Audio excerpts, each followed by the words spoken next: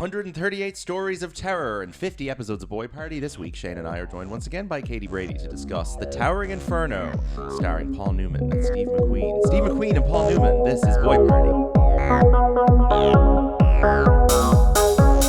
Hello, everybody. Welcome to Boy Party, the podcast about movies where two major stars share the screen and battle it out for top billing. Never more so than with this week's film. It's our 50th episode, and I'm joined, as always, by my fellow crooked architect who helped me build my skyscraper, Shane Kelly.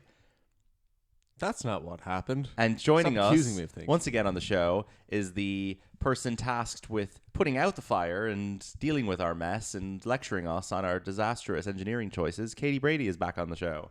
Hi, guys. Welcome Thanks back. for having me. Now, looking around our home where we're recording this podcast, do you have any fire safety analysis that you would like to comment on? Are we at risk of our own towering 3-story house here? Well, I would say bonus points for being on the ground floor. I feel Yes. safe. But I actually don't see We have your 3 smoke alarm. exits. Oh, wait, no, you have a We have fire a fire blanket. blanket. We do. We Yeah. have a fire blanket. Yeah. And we have 1, 2, 3 exits out of the room. All of our exits don't require a key. They have hand-turn locks. That's good. That's true. Okay. Don't need to be looking Yes. for keys. Yeah. Yes. We have fire alarms that work overtime They sometimes. do work too much. They were going work off too like much. crazy on election Yeah, the night. steam from the shower will let them off. Oh, Okay. nightmare. Yeah, I think we're fine. No, it is a 3-story building, and if you were up at the very top, you might be a bit screwed. Now, we do have a fan heater that gets very, very hot. Yes, and the plug gets very, very hot. Yeah, I do notice there's a lot of wires. There's a lot We of have cables. we have a lot of extension cords going on Yeah. here. Yeah. But not too many. But no, truth be told, so do That's what I. happens when you have a recording studio within a house with Yeah. dodgy heating. Like, We do have a fire blanket on the wall. well, you just said that. Yeah. Yeah, that's Oh, you good. said that? Yeah.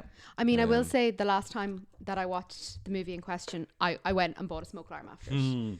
Because my house I was staying in at the time didn't have one. Very so good. You didn't go buy a Steve McQueen. I could if I That would. was first choice. Yeah. That would be way better. What's the tallest building you've ever been in? I don't know. That's Is that an interesting question? What's the tallest building? So I've been in the Empire State Building. Is that the tallest building I've ever been in? I were you up guess. the top? I was at the top, yeah. Okay. So I guess that's the tallest building, right? Like What would I have been in that's taller? Yeah. Like I've what? been in the Rockefeller Building. That's not taller. No. And I've been on top of the Eiffel Tower. That's not taller than the Empire State. No. I assume the Empire State Building is like the tallest building most people have been at the top of, unless they've been to, Dubai or Yeah. Abu Dhabi or whatever. I'm trying to figure out now. How There's no need tall to the research this. Well, where have you been, Shane? That The would have tower taller in building? Toronto. Oh yeah, well, you have The top of CN Tower. that. See, the platform isn't at the top. Right. But tell me this. So this is 138 stories. It's 1,600 feet, the building in the Towering The Inferno. CN Tower in Toronto stands at 1,800 feet. But Yeah. I imagine the viewing platform isn't. Right. It's probably Yeah. 1,000 feet off But the ground. so the tower in this movie is called the Glass Tower. Glass Tower. Where is it, or like how tall is it relative to the Empire State? Empire State's about 380 off the top of my head. And this is 515. Yeah. Okay, so this is really tall. The world's tallest building is about 800. And that's The Burj Still the Khalifa. Burj, okay. That's the Tom Cruise running down that yes. building. And These guys cannot compete with Mr. Cruz. No, they can't. Well, I was in San Francisco this year, as I've mentioned so many times in this podcast, and there were no buildings in San Francisco that struck me as being as ludicrously tall as the building in this movie. I think it's weird that they set this film in San Francisco in the sense that, like, a very tall building in San Francisco doesn't really stand out because the city is not flat. Like, if you put a massive tall building and you dump it in New York or Chicago and there's a bay that's flat, you can kind of see it from all around. But in San Francisco, everything I is kind so... of disagree considering the skyline's a bit Really? lower. And this is probably up on a bit of a hill. Sure. Are there shots in this where you can see it from very far away? I don't know. think so. So it's all the stuff in the film Is there any shot with helicopter miniatures? shots, or- Well, there are, yeah. But was everything shot with miniatures in this? Because this building doesn't exist. It looks like it. So it must have been. I don't understand how things were made. No. Maybe we'll find out as we go along. So, Katie, you've been a big Towering Inferno head for a while now, and we've discussed you want to talk about it since we started the show. Because when they did the Paul Newman season in the IFI last year, I remember you were rushing out to see the Towering Inferno with your mother, who's also a big fan of it. And you've seen it a few times. Yeah. So when did you first see it? I first saw this film as a child, which is probably why I have a negative relationship with it, even though it is a fantastic movie. So the Towering Inferno and the Poseidon Adventure played alongside each other in my house, especially at Christmas. Yeah. So as a child, I was just witnessing people trying to jump from a burning tower, but also trying to get off this ship that's like upside down, and getting the two of them mixed up. Right. And only then as I got that bit older Yeah. and saw, you know, that there was actually really cool people in this film, and I could appreciate it on my own level. But yeah, it's a big so it's a big favorite. These are the same. It's the same guy who made these two films, Irwin Allen, and they came out 2 years apart. So Poseidon Adventure has Gene Hackman, Ernest Borgnine, Roddy McDowell, Shelley Winters, Jack Albertson. That's a good cast as well. Eric and Leslie Nielsen, who would go on to star in the parody of these types of movies that is probably more famous than these movies, Airplane, which is a piss take of the Airport franchise. So there's these movies called Airport, Airport 77. Like they have the years they came out in the titles. I saw the Towering Inferno and Airport 77 on TV very close together, probably around the same age that you saw this and the Poseidon Adventure. And Airport 77 has Jack Lemmon and Jimmy Stewart in it. But Jimmy Stewart is the head of the airline, and I think mostly, like the CEO, he mostly only appears on TV screens on the plane, being like, "Don't worry, guys, you'll be fine." But Jack Lemmon's on the plane, kind of in a similar vein of like background character that Fred Astaire is in this. But I remember my dad being like, I don't know, these movies are kind of terrible, but if you want to watch it, do. It has Jack Lemmon in it, it has Fred Astaire in it, like fine. Because those were actors I loved when I was a child. And then I watched these and I was like, these are the scariest thing I've ever seen. And I'm hooked. And I love disaster movies. And now if there's some shit like this, I will always go see it. And all the Roland Emmerich rubbish. Yeah, so we went to see Moonfall. We went to see Moonfall because Roland Emmerich tried to bring back the disaster movie in the late 90s, early 2000s. So he did Independence Day and Godzilla, which are both kind of stupid and fantastical and science fiction. But then he started doing these more realistic ones. So he did The Day After Tomorrow and he did 2012. And I really like 2012. I think it's really fun. It's so scary and that distressing. terrified me. I saw the cinema and I was like, but I really like it, and I think it does the same clever thing that this movie does, where it balances the spectacle with the character stuff really well, and like the John Cusack and his family and all that works really well in that film. And he does a good job of like identifying likable leading men that we can kind of like I think like John Cusack and Patrick Wilson. Patrick Wilson. And in Day After Tomorrow, it's Jake Gyllenhaal and Dennis Quaid. I don't like that film as much. But then Roland Emmerich kind of went off and did other stuff, and then he tried to make Moonfall a couple of years ago, which was like a return to this type of thing. But I'm not familiar now with Moonfall. Shit. Like Moonfall was on a much lower budget. You can tell it's Halle Berry, Patrick Wilson, and Michael Pena is in there. Michael Pena, and then the guy with the round face from Game of Thrones. It's not Nick Frost. No, it's the guy from Game of Thrones. I don't know what his name is. There's a poster of him up in Hacienda because he's in Traitors. Sure. Anyway, it's them, and the moon is plummeting towards Earth, and it's about to knock us out of orbit, right? The problem is it turns out the moon is actually an alien spaceship, and that just kind of. So it was marketed as a disaster movie about running away from the moon, and then halfway through it turns into a stupid alien thing. Right. It's actually an empty sphere. And they go up to the moon and they start walking around on the moon. Yeah. It's crap. So Roland Emmerich, I would say, has officially lost it. He's also just kind of a creepy guy and not a good director. So enough of him. But Irwin Allen was in the business. And this movie is a lot of fun. I particularly enjoy the bits where the building is on fire, where people are people are being burned alive, falling off the building, jumping out of the building. I enjoy the bit where Faye Dunaway has a secret room in her office. A secret sex room in her office, more or less. I guess that's what it is. Yeah. So the movie starts with So Paul Newman and Steve McQueen are today's boy party actors that we are discussing, and the reason we've made this our landmark 50th episode is because this is the movie that invented the split first billing design that films still use to this day, including We Live in Time, which we saw the other day, which did this. And what else has done this year? Like a bunch of stuff has done this year. Something we watched on TV recently did this. Oh. It doesn't matter. Everything does this. Everything does this. Yeah. So if you've got 2 stars in your movie and you want... Wolf's does it with Clooney and Pitt. If you want to... treat them as though they are both first billed. You put one on the bottom left and one in the top right, and one guy gets to go, I'm first because I'm left to right. And the other one goes, I'm first because I'm top to bottom. Now, these days, I don't think that this is necessarily something people are demanding upon, but it's a good solution to having to negotiate that because you say, well, we don't have to argue about who's first. We have this magic optical illusion that can allow you to go, we're both first. The funny thing about this is that the way that the names come up at the start of Towering Inferno, I would actually argue, isn't the perfect version of that because the names they're quite close together. Like, I would say Steve McQueen's name is objectively first. Okay. Because But his the Paul height Newman's is it the name- height difference is Paul the issue Newman's there? name isn't that high up. Okay. Paul Newman's name is like a tiny bit higher, but distinctly on his right, directly across. Whereas Steve McQueen's name is both kind of high and to the left. So it more looks like just a lining up error. It was does. made. Yeah. Okay. Now this is there was a whole section on this film's Wikipedia page called Top Billing. Steve McQueen, Paul Newman, and William Holden all wanted top billing. Oh, I didn't know about William The Holden. absolute neck of William Holden. He is in this film for like what, 25 minutes maybe? Sure. Like he's kind of the third lead, I guess. No, I agree. He is. Mm-hmm. He's probably in it more than 25 minutes. He's probably in it for like 30, 35 minutes. He's in all of the he's in all of the major parts. Early like, stuff. Yeah. What's his character? He's what is everyone's character in this? So Paul Newman is our architect. Mm-hmm. He has built the glass tower. Was he the architect of the building, or is he an architect they've hired? He's the architect of into- the building. Because Okay. at the start of the movie, he's got an office in the building where Faye Dunaway has built a secret sex room. Okay. Yes, of course. Yeah. So Faye Dunaway plays, I don't know, his assistant? Is she a secretary? Oh, I thought she was his boss of sorts. I think she's his boss. Oh, is she not like the good-looking administrator? Oh, Or very, very much. office Faye administrator? Dunaway. I didn't think those I people. hope Oh. they were not playing her down. Faye Dunaway is his fiance. It doesn't say here what her job is. Okay. Okay.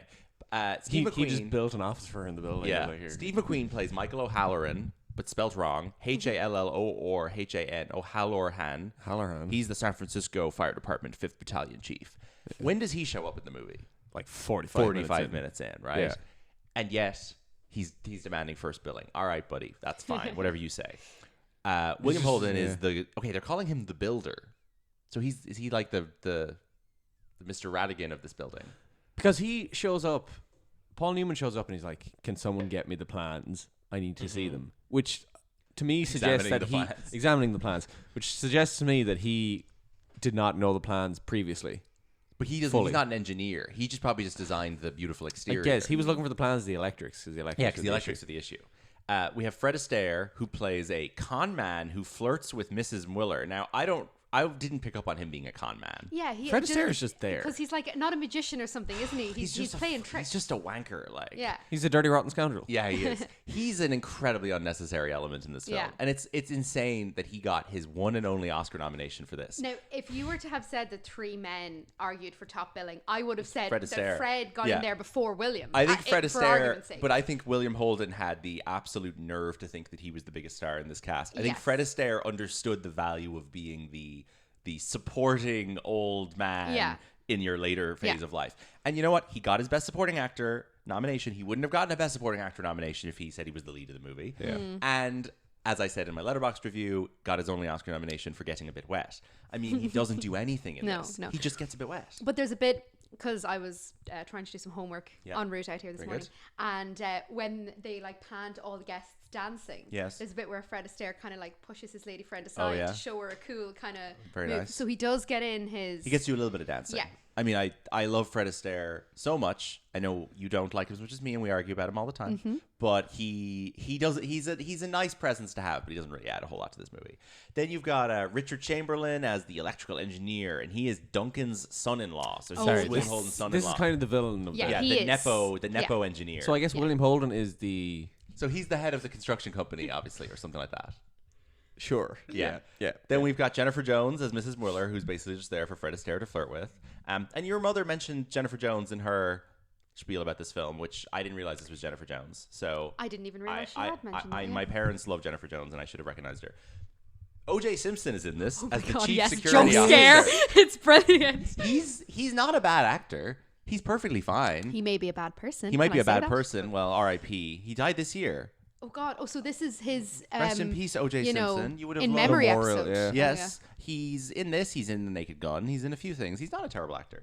Robert Vaughn and Robert Wagner are both in this. Now, I find these guys very hard to tell apart. But Robert Vaughn is the guy with the kind of Kyle MacLachlan face who's the senator, Okay. Yeah. right? Okay, The yeah, guy, yeah. you know the guy I'm talking He shows about? up Okay. to cut the ribbon. Yeah. does he? Yeah. And then Robert Wagner is the PR guy for the building, and he's got kind of a square head. He's kind of like an ugly version of Steve McQueen. Now, Robert Wagner is, of course, the ex-husband and, more than likely, murderer of Natalie Wood. So we've got in this movie two murderers, Hey, torturers. Two murderers. Neither are technically murderers. Neither are technically convicted murderers. No. Now, I watched a movie with Steve McQueen and Natalie Wood the other day, which was a fun. I'll talk about it in a minute, but it was fun because I was like, oh, not fun, but it was like, oh, Robert Wagner There's a was in connection. this. Yeah. Then we've got that's kind of everyone in this movie that I've heard of. There's a lot of other people in the cast, but nobody that I really know. Paul Newman's son, Scott Newman, plays one of the firemen in Squadron, and Maureen McGovern, and blah, blah, blah. I don't really know who these other people are. So anyway, where were we?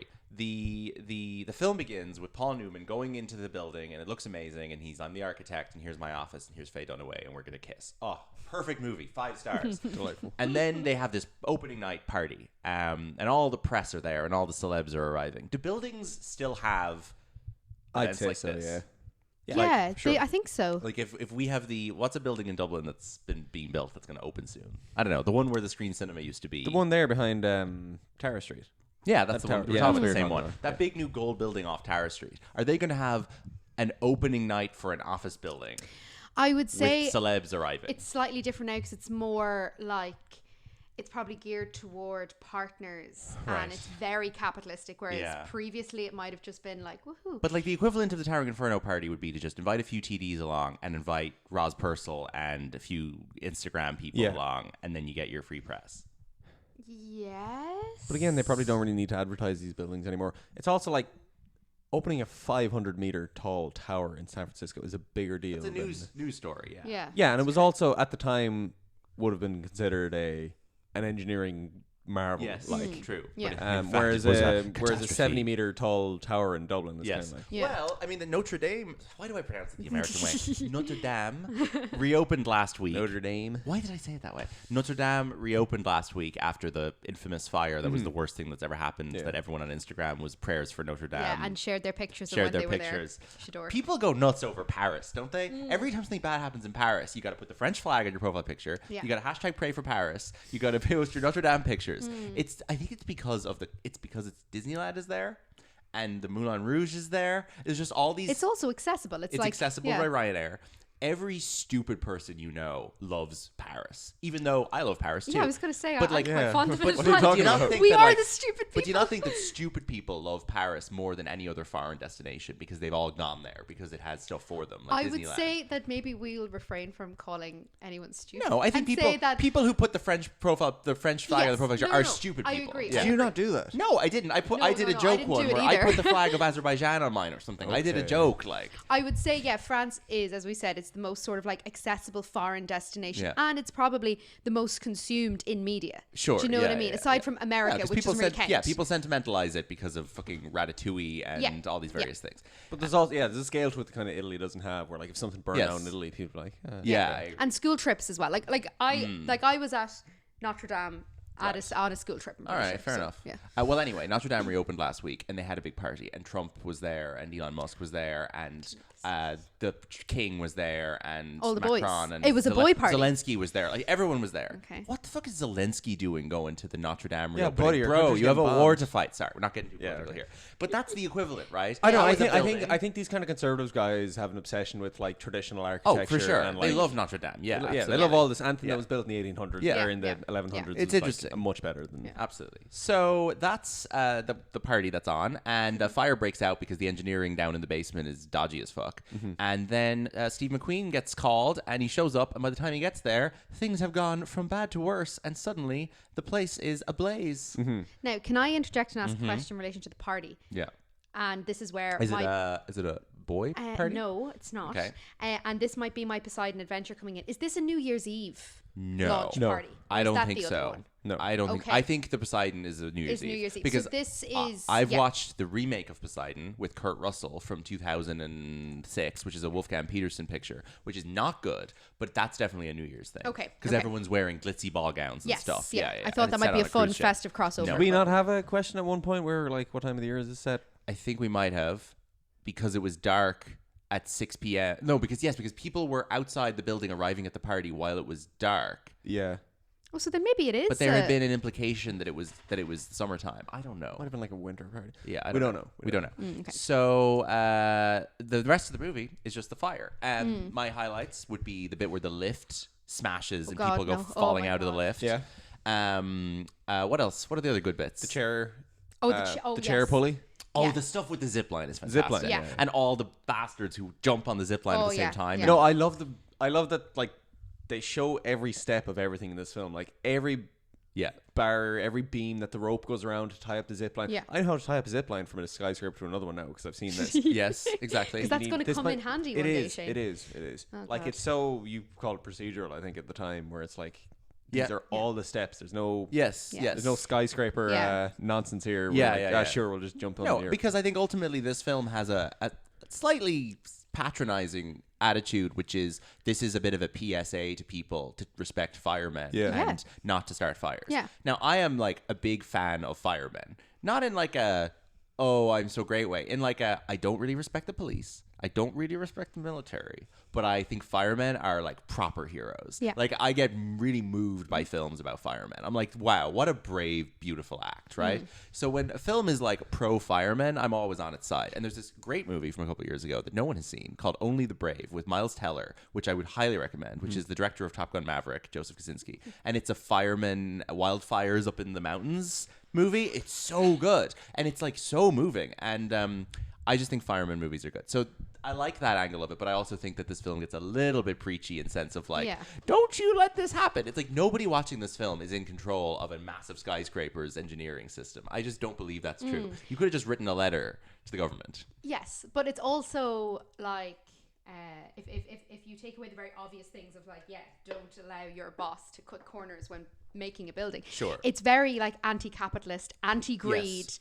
anti Yes, and that the these- big yeah, man. Like, absolutely. And yeah, that your these- excess will punish you. yeah, Yeah. through you the know, form and of you this burnt it idea out. of, you know, the quick fix for the big opening Yes. to make your money, to make your buck. And the only way a film like this can be enjoyable for the audience where loads of people die is if they're all wealthy people. Yeah. It's the same way as something like Knives Out works or whatever, where to make a movie that's about, you know, a killing spree or a massive disaster really entertaining, the people suffering do need to be the haves and not the have-nots. And what like 2012 sets up is a really good thing where this like Russian oligarch guy kind of is trying to like, you know, force his way onto the ark at the end, and Yeah. he ends up getting knocked off and drowning while the nice people survive or whatever. So these films always find ways to like punish the wealthy, obnoxious people, who in this case have caused the catastrophe. Yeah. There's also, is there a deaf family in this as well? Deaf family. Oh, is there's there a bit of sign language? There's children was, yeah. trapped somewhere. That is something that I always a lot remember. of children trapped on Yeah. the stairwell. There's a lot of stuff in the stairwell, and that's when I kind of zoned out Yeah. because it's just too enclosed, and I didn't find it that exciting. I feel like the big climax at the end with Paul and Steve in scenes together, blowing up the water tanks and Oh yeah, That all kinda when they all happens in have to these- tie themselves to the pillars and but the stuff. stuff with the two of them all kind of Oh. happens in these like very enclosed spaces, and I'm like, if you're making a big epic film like this, I would rather it not be in enclosed spaces. I think I enjoyed the stuff up on the roof the most, Yeah. and with the lift, because there was scale and there was a sense of the city outside, not just this like guys trapped inside a confined space. But yeah, the two boys don't really share any scenes until the end. I mean, they kind of walk past each other a lot, and Paul is like, "Rrr, do this," and Steve is like, "I know this, I'm a fireman." I never finished the billing story, so I'm going to go back to that. So William Holden wanted top billing. They said to him, fuck off. His long-term standing as a box office draw had been eclipsed by both McQueen and Newman. So the credits were arranged diagonally with McQueen lower left and Newman upper right. This is the first time this was ever used, although they had considered using it for Butch Cassidy a couple years earlier when McQueen was going to be in it instead of Robert Redford. So these were the only guys who were insisting on this, which is interesting. Redford and Newman didn't have this issue, Yeah. which would make me think that McQueen is the one who's causing the issue here. So from my time in Tinseltown, Yes. which is lengthy, I have heard that Steve was an absolute menace for this type of thing. yeah? Interesting. And I think in The Great Escape, he demanded the motorbike scene, Right. and he demanded the wardrobe that he wore, because obviously he's dressed completely historically inaccurate. Yeah.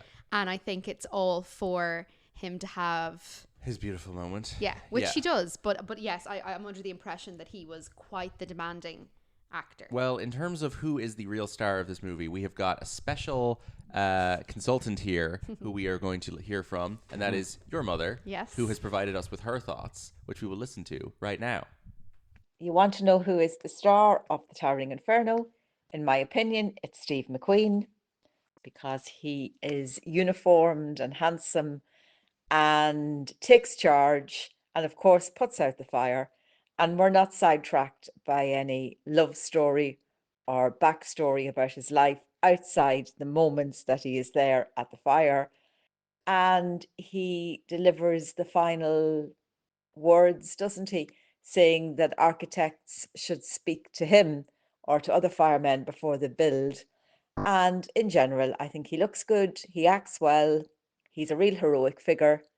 He's daring, dashing, and dapper. And he is, in my opinion, the star of the film. Mind you, I suppose you could say the star of the film is the special effects, which even for the 1970s were very good.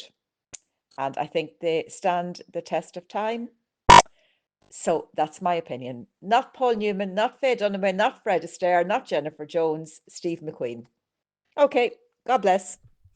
So I think that's a very valid point she's making there about how he's depicted as the hero, the strong fireman type, who kind of takes over the movie and makes the big speech at the end.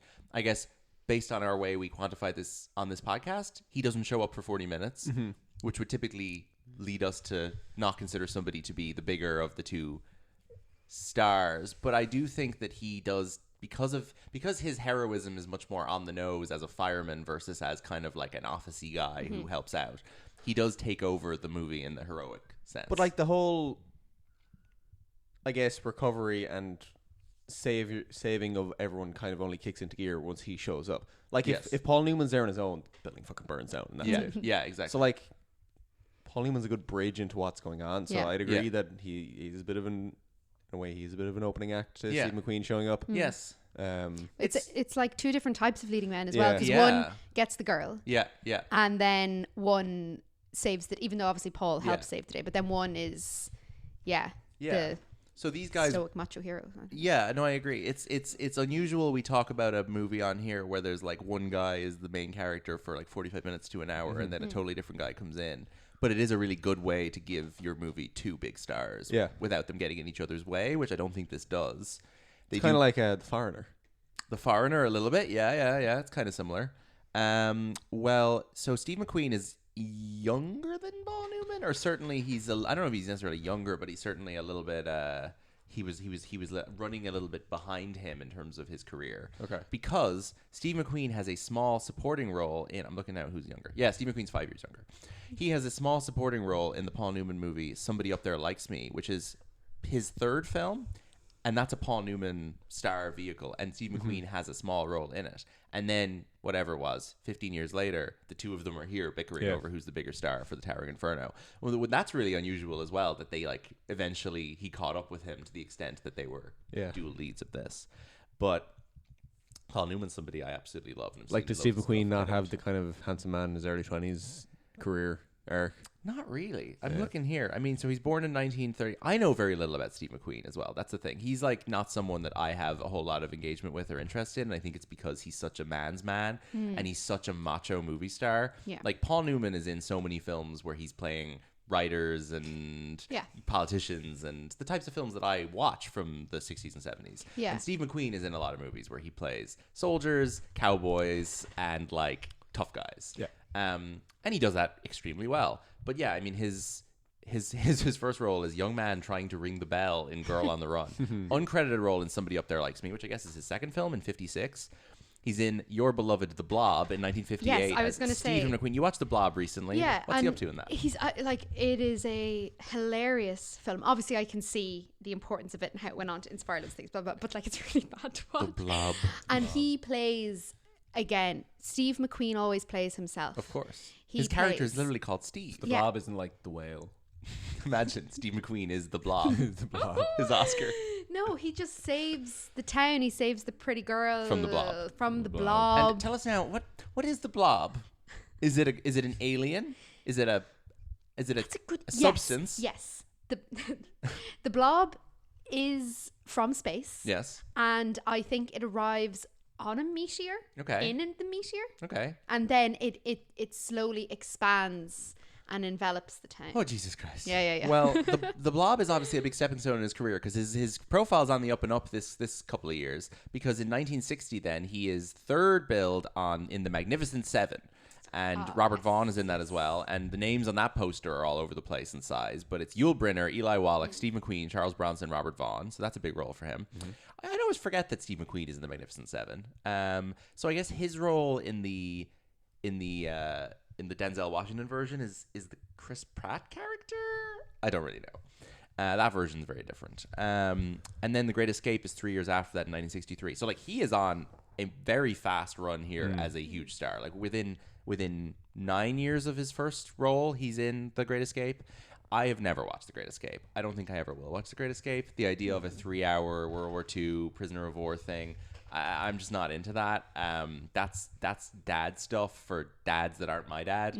I don't know. That's something you might have watched, Shane. Have you seen that? No, not even. I've seen clips of it. It's just like it's an RTE Christmas, Yes. perpetual. 1 p.m. Yeah, absolutely. Like Yeah. I guarantee you, it's on at some point this year. Yeah. But I'm not going to sit down and watch 3 hours of The Great Escape. I would. Now, I have a very nostalgic relationship to it. And then I think when I was younger, we went to Colditz, for The Great Escape IRL. I see. And I think it is a great film. It's obviously a bit of a wank fest for a certain type. It is a wank fest of person, Yeah. but people who like motorbikes. yes, and who really We definitely don't like any actors that like motorbikes. Oh yeah, Actors yeah. that like Sorry, motorbikes. I'm preaching to the crowd here. Who likes motorbikes? Mr. TC. Yeah, actors on motorbikes. Oh you yeah, guys. yeah. Well, no, yes, sure. And I think Tom Cruise is probably loves The Great Escape. Yes. Yeah. What's the theme music for The Great Escape? Because I'm singing one in my head, Okay. but I think it's Bridge on the River Kwai. Will I sing it? You sing it. Do, do, do, do, do, do, Is that not Bridge on the River Kwai? no? Da, da, da, da, da, da, da, da. So that's Yeah. The Great Escape. It's also you hear it Oh. in Chicken Run as well. Bridge on the River Kwai is da da da da da da da da Okay. da da da da da da da. There you go. I get them both mixed up. Yeah. Very good. I think It is in Chicken Run. Chicken Run is just a Great Escape Chicken Run's- pastiche. I love Chicken Run as I don't well. like Maybe chicken- that's I don't not what like I should be Chicken saying. Run. I think that if you do find yourself with 3 hours, Great Escape is worth watch. There are some really, really great characters in it and some really funny moments. I'm sure the stuff in it I'd love. I'm sure it's got enough good, cool 60s actors in it that I'd like it. Yeah. Well, the same year, he makes a film called Love with the Proper Stranger, which I watched the other day. And it's him and Natalie Wood. It is a very weird movie. He plays a jazz musician, although he never plays any jazz in the movie. And Natalie Wood and him have had a one-night stand, and she is pregnant. And she comes to find him to basically try and get him to pay for her abortion. And then the movie is basically them kind of walking around, arguing about the pregnancy, kind of trying to find an abortion doctor, fighting more, and then eventually getting together, and then the film ends with them like getting together. And it's like, it's all really like shouty and angry and upsetting until it's not, and then suddenly it pivots to trying to be a romantic comedy in the last 20 minutes. I didn't think it was very And good. is it progressive in its? No, you hate this stuff. It's not like what stuff? Yeah, when the woman probably ends up having the child in the end when she didn't want it. She in the actually beginning. doesn't. She doesn't have the Does child she in the not? end. I'll be honest. I can't remember. Did she have the child? Like, sorry, there was no baby in that film. So I think that she got the abortion, but I don't remember Right. when that happens. I know that there's a point in the film where they hire a doctor to do the abortion, and then the doctor shows up and it's like a complete scam, and they're going to cause her Oh, no. irreparable harm, and it basically they're like, we're leaving, goodbye. Christ. Anyway, a big downer of a film, but Natalie Wood and Steve McQueen in it are like so stunning. They are both so attractive in it, and like they don't really have any chemistry. In fact, Christina kind of was under the impression that the film was almost setting them up to have negative chemistry intentionally. Okay. But like they're stunning in it, and they're a nice pair aesthetically. And Steve McQueen in it did give me something that I didn't get from him in the Towering Inferno, which was this kind of serious, solemn character of a guy. And I was sort of looking at him thinking, oh, this is sort of what Daniel Craig does now. You know, he's kind of this guy who's like sexy action man, but also can do the kind of brooding thing. And Has good forehead wrinkles. good forehead wrinkles. I do think Daniel Craig is like a good Steve McQueen type. Another fun thing about Steve McQueen is that there is, of course, another famous person in the film world called Steve McQueen. Yes. Who is my favorite Steve McQueen. Yeah. And I guess they're allowed to have the same name because one's a director and one's an actor. And one is black and British, and one is white and American. This is true, Now, but I thought the naming conventions are if you're in the same union. Oh, sorry, yeah. Steve that's- McQueen. Sorry, if director McQueen was an actor, his name would be Steve J. McQueen. either Stephen McQueen or Steve J. McQueen. Now, I don't want to engage with this because I hate the monarchy. But there is a new way to differentiate them, which is to refer to the director as Sir Steve McQueen. Oh, yeah, let's do that from now on. It feels like this is what the media has decided to do. They are now calling him Sir Steve McQueen at every opportunity to differentiate him from Steve McQueen. Because previously, So what's he made? Lion King 2. What? No, that's Barry Jenkins. That's Barry Jenkins. That's Barry Jenkins. God. Apologies. Whoops. Oh, I thought you were doing a bit. Steve McQueen has had sorry. Yeah, Steve McQueen has had two films out this year. Blitz. And Occupied Blitz. I City. got Also that mixed director up. of Widows, Yes. Shame, Hunger, 12 Years a Slave. Sorry, I was trying to One shit of- on his royal accolades by saying No. he's the director of Lion King 2. No, he's not. He's a great filmmaker and He's a great and a filmmaker. guy I really respect. Cut that out. But anyway, actor Steve McQueen then in '68 gets to finally get. Sorry, this is before Towering Inferno. He has his Faye Dunaway moment in the Thomas Crown Affair. We watched the trailer for this morning. One of the best trailers I've ever seen. Oh, incredible. Incredible. Guys, look it up. He's in Bullitt the same year, 1968. Like all his hits are within a 5-year window. He's in Bullitt, which is like a car chase movie in San Francisco that Spielberg has been trying to remake with Bradley Cooper for a few years, which makes no sense because it should absolutely be Daniel Craig. And then he's in another fast car movie called Le Mans, where he plays like a Formula One guy. I don't know. These are all just like movies for men that I don't really surround myself with. He's in a film called Papillon with Dustin Hoffman, which is like a prison escape movie. They remade that a couple of years ago with Charlie Hunnam and Rami Malek, which is so insane. The Towering Inferno is his fourth last film. 1974, 1978 he does Enemy of the People. 1980 he does The Hunter and Tom Horn, and then he dies in 1980 at 50, which is just nuts. Back then, were all of these films big, high-budget studio films? Like, were these kind of... Most of them are. Yeah, like, were these super mega famous actors at the time doing any smaller projects as they would now? Well, Love with a Proper Stranger is like the equivalent of Daniel Craig doing Queer. Sure. In between doing the big blockbusters, right? Like, because you're that's- saying there's a lot of films there very close together and like they all seem to Yes. be big films. Yes. Like, I don't know, do actors do that as much anymore if they're not in franchises? They kind of take longer between. Yeah. No one's making this many films in a 7-year window. But this is because they were all being made in studios. We were just pumping them out. Yeah, And there was no exactly. unions and there was no, like, everyone was being overworked. Actors and crew and everyone. He died at the age of 50 because he had pleural mesothelioma. And he got it from asbestos exposure, which is just an insane way for a famous actor to have died. Oh, dear. Because I guess he was working. It said movie sound stages had asbestos in them and stuff. No, you never hear of people dying of asbestos. It's insane. It was obviously happening a lot in the 80s. So, R.I.P. Steve McQueen. We missed out on like what could have been a really interesting 50s and 60s for him. Oh, yeah. Paul Newman, meanwhile, lived to a fantastic old age, long enough that he got to be in Cars 2, one of his final films. I probably love Paul Newman as like an icon slightly more than I love any specific Paul Newman films, in the sense that like I have a picture of him above my desk in work with Tom Cruise in The Color of Money, a film that I have never actually watched. You know, I feel like a lot of my Paul Newman relationship is that it's like I love telling everyone how much I love Paul Newman. Yeah. I love looking at pictures of Paul Newman. I think he is the most beautiful man who's ever lived.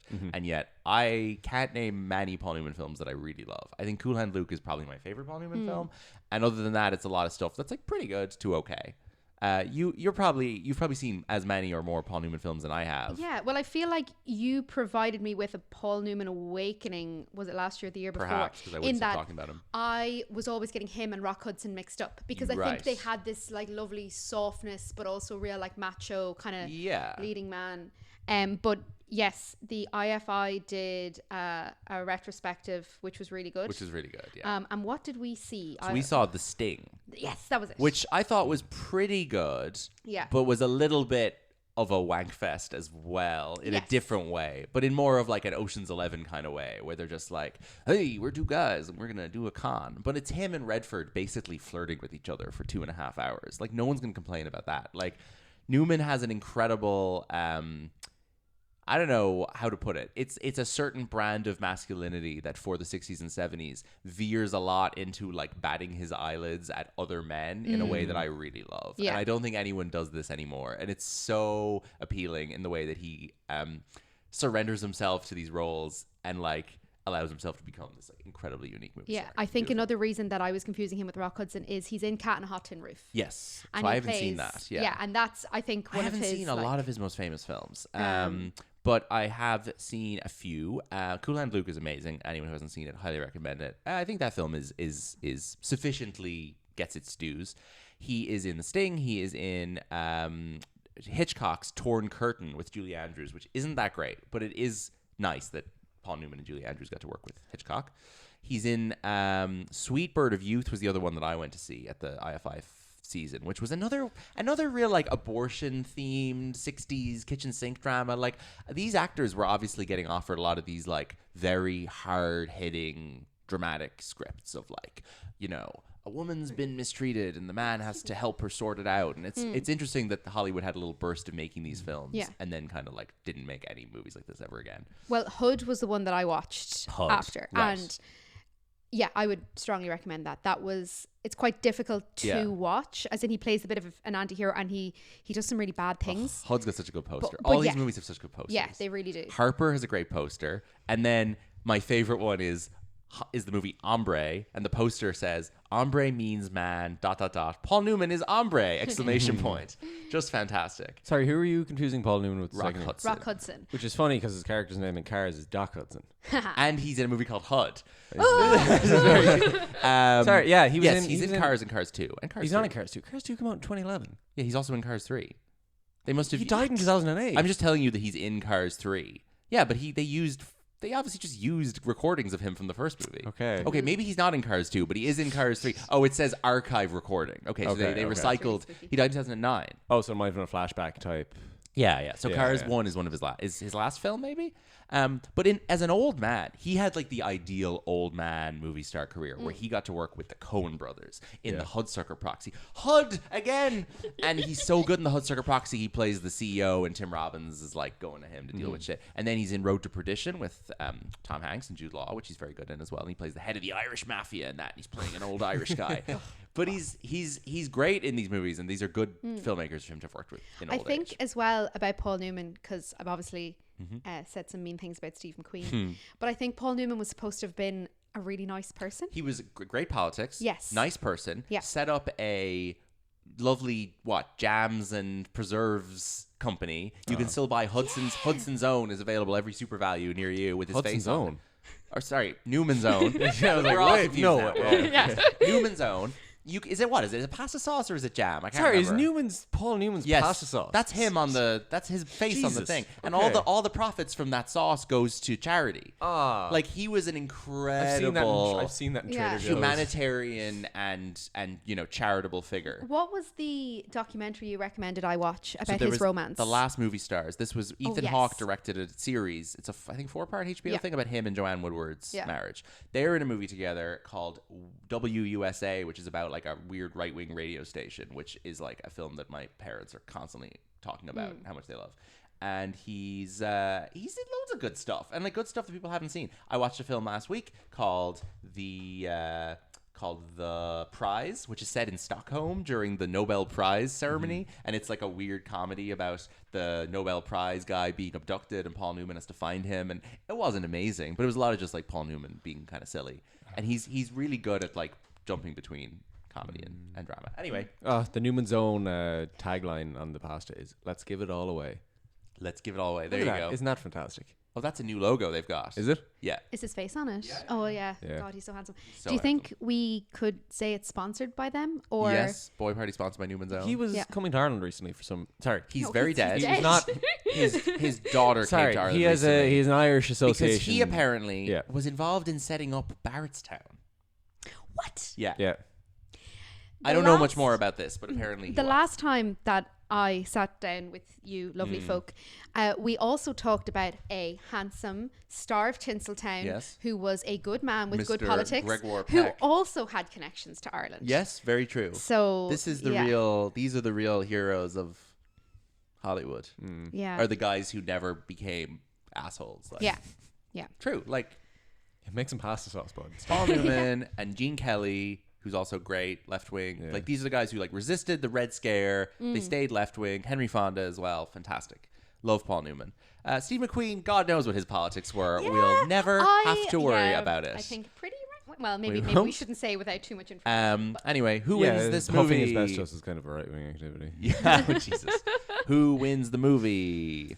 I mean, your mother thinks Steve McQueen. Yeah. I think my Newman love biases me here, but I do think Steve McQueen is good in this film, and he brings a lot of presence to it. Yeah. I'm on the OJ train here. OJ, absolutely. Yeah. The cat. Sorry, that's another thing we there's a should talk cat. about. Like, no animals were harmed. I don't believe, although it was the 70s, so possibly. Who knows? But the cat is left in the room. Right. And in the room. Yes. Sorry, this is very, very poor description on my behalf. while all the guests are dancing at the party, a cat is left in the room. And I think there's panic then to save the cat. Right. And at the end, Fred Astaire is handed the cat. Oh, that's who you want to give a cat to. Yeah. I would let Fred Astaire mind my cat. Yeah. I like And William it's Holden quite in this. touching. Yeah, William Holden's always great. Oh, William Holden is the best. Yeah. And I found out last week that William Holden's Oscar-winning film Stalag 17 is a Christmas movie. So I need to watch that. Oh, very It's very good. Great Escapee, I think. It's Yeah, a yeah. prisoner of war thing, but it's Okay. shorter. And it's Oh, I must watch Billy that, Wilder yeah. directed it, and it's a Christmas film. Steve McQueen, 1 Oscar nomination. Best Actor for The Sand Pebbles. Well, that just Sand sounds... Pebbles? That is an American epic war film from Sound of Music director Robert Wise about the Navy with Steve McQueen, Richard Sign me Attenborough, up. and Candace Bergen, who still makes movies. She's in Book Club and stuff. Okay, so That's funny. because Richard Attenborough is in Great Escape as well. Yes. So they obviously They were contemporaries. Very good. So Okay. that's his Oscar nomination. Paul Newman was nominated for a whole bunch of Oscars. He was nominated for Best Actor for Cat on the Hot Tin Roof, The Hustler, HUD, Cool Hand Luke, Absence of Malice, The Verdict, Color of Money. He finally wins Best Actor in 1987. That's crazy. So he never won in his prime. He only won when he was doing his old man shit. Oh, he won for Color Money. He won Best Actor for Color of Money. Then he received... But he had received an honorary award the year before. Okay. And then he received another honorary award in 94, the Gene Hersholt Humanitarian Award for his humanitarian activities. And then he was nominated for Best Actor again in 95 for Nobody's Fool, where he lost to Tom Hanks and Forrest Gump. And then he was nominated for Supporting Actor in 03, where he lost to Chris Cooper. So he was someone who lost an Oscar to David Niven and to Tom Hanks across a 50-year period. And he only won one of his competitive Oscars despite being nominated for 10 times. So that's a bit crazy. 10 nominations. Yeah. Anything else to say about these guys? Oh, you want to guess their total box office hauls, Shane? These are guys who lived in another era entirely. Also, let's just be honest here. Paul Newman's in 2 Cars films. That's going to cause a bit of an issue. Jesus. Oh, shit. Okay. So it's not going to be a fair number. Okay, Paul Newman is clocking in at $2.3 billion. Paul Newman is clocking in at $2 billion. Not Ooh, bad. very good. 400 of that comes from Cars. 385 of that comes from Cars 3. The Sting made $159 million. Wow. Not adjusted for inflation. I was assuming the 2 cars made $1 billion, so I think Sorry. So the Imperial. Towering Hang Inferno on. made $139 million not adjusted. Oh, what's that? we looked this up there. I think it was like 1.2 billion or something. Okay. So like it would have been like a good hit. It would have been the biggest film of the year of its time. Sure. But not like the biggest of all time. What was it, 74? 74. Yeah. Butch Cassidy, another huge hit. And then over Steve, do you want to guess his box office? It's 350 million. Yeah, I was going to go under a billion. He died before He only made a few films. he died before the money started to roll in, and he's only in 18 films. So compared to 18 films, and like 2 of those are documentaries from the last 10 years about him that don't count. There you go. Anything else to say about the Towering Inferno? Everyone go buy a smoke alarm or Yes, check your smoke alarm. Do and is don't working. get into any crazy tall buildings. Yeah, and it's a terrible idea. Don't cut corners. And take treacherous roads. Oh, Jesus. respect What else? fire. Yeah, people. don't be rich. Don't be rich. Yeah, yeah. rich. Just That's kind of the don't message be here. greedy. Yeah. Anti-capitalist. But do keep an eye out for films where they do the split card billing, because Do. you can go, oh, that's the Towering Inferno trick. And William Holden is always, and whoever gets the sad third billing is always William Holden in that situation. And look, if you are trapped in a Towering Inferno, Steve McQueen is dead, so you're not getting out. Yeah. Oh yeah, I would trust Steve McQueen with my life. Yes. So it's our 50th episode of Boy Party. Yep. Hooray! We have covered 49 movies on this podcast because the 50 number. One of those episodes was the Golden Boy Awards. Oh, yes. So 49 films covered on this podcast. Do you want to guess our most covered year, apart from this year, because we've done 7 new releases? Do you want to guess what our most covered year on the podcast is? 68. 2013. Yeah, that makes sense. How could it be 1968? I don't know. I feel like we've watched like 3 films from 1968. From 2013. Yeah, we have. From 2013, we have covered Begin Again, Burt Wonderstone, The Heat, and The Lone Ranger. And then from 2008, we've covered Burn After Reading, The Dark Knight, 4 Christmases, and from 2016, we've covered Central Intelligence, Passengers, and Suicide Squad.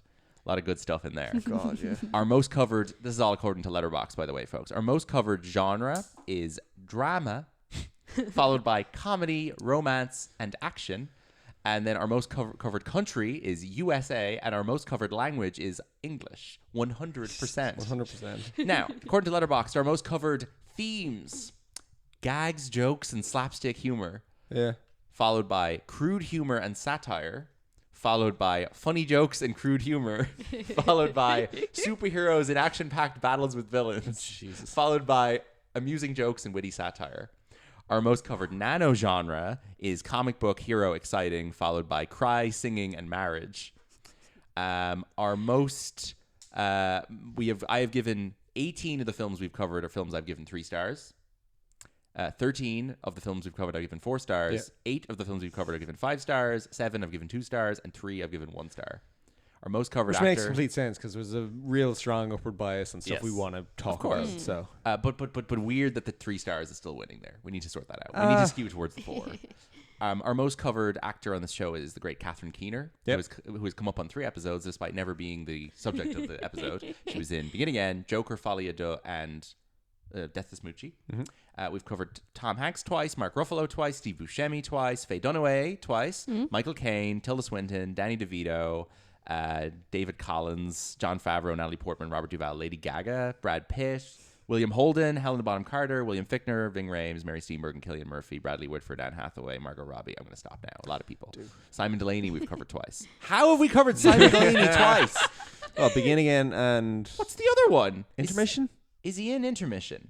Yeah, he is. He is, okay, yeah. there you go. There you go. Well, that's ridiculous. Have we met Simon Delaney? I've never met Simon Delaney. Right, okay. However, the last words my grandfather, who recently died, spoke to me were Simon Delaney's name. Yes.